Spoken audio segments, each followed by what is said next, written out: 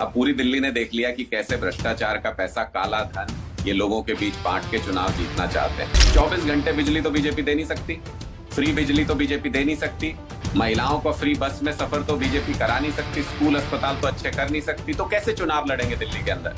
तो दिल्ली के अंदर इन्होंने तय किया है कि इस बार सीधे सीधे पैसे देकर के वोट खरीद के चुनाव लड़ेंगे। हम इनको ये चुनौती देते हैं कि कर लीजिए, ये भी ट्राई कर लीजिए, कुछ तो काला धन जनता तक पहुंचेगा। ये सत्ता के नशे में भ्रष्टाचार का नंगा नाच चल रहा है।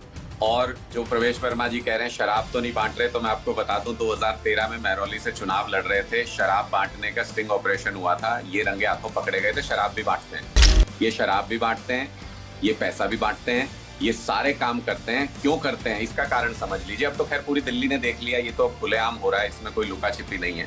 अब पूरी दिल्ली ने देख लिया कि कैसे भ्रष्टाचार का पैसा, काला धन ये लोगों के बीच बांट के चुनाव जीतना चाहते हैं।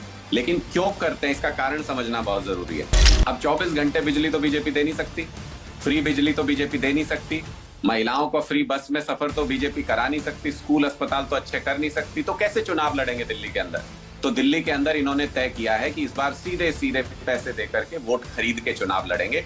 हम इनको ये चुनौती देते हैं कि कर लीजिए, ये भी ट्राई कर लीजिए, कुछ तो काला धन जनता तक पहुंचेगा। आप जितना पैसा देंगे दिल्ली के लोग सब स्वीकार करेंगे, लेकिन वोट इस बार भी केजरीवाल को देंगे। ये कहते हैं 25 साल से संस्था चला रहे हैं। मुझे आप बताइए कौन सी ऐसी एनजीओ होती है जो कैश में पैसे बांट सकती है? क्या सोसाइटी एक्ट 1860 इसकी इजाजत देता है? किसी एक्सपर्ट से पता कर लीजिए, आप खुद पढ़ लीजिए उसको।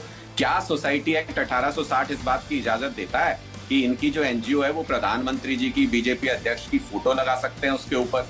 क्यों, किसको बरगला रहे हैं, किसको झूठ बोल रहे हैं? क्यों नहीं कहते कि सीबीआई, ईडी हमारे पास है, पुलिस हमारे पास है, हम तो चोरी भी करेंगे और सीना चोरी भी करेंगे, खुलेआम पैसा बांटेंगे?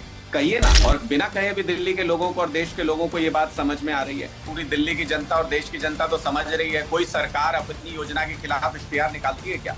ये जीता जागता उदाहरण है इस बात का कि एलजी किस तरीके से हस्तक्षेप करते हैं। उन अधिकारियों को तो जेल जाना पड़ेगा, उनके खिलाफ तो पुलिस कंप्लेंट भी हो रही है, उनको तो जेल जाना ही पड़ेगा, क्योंकि कैबिनेट नोट है बाकायदा, इस योजना को लागू किया गया, इसके लिए बजट में प्रोविजन किया गया है दिल्ली के।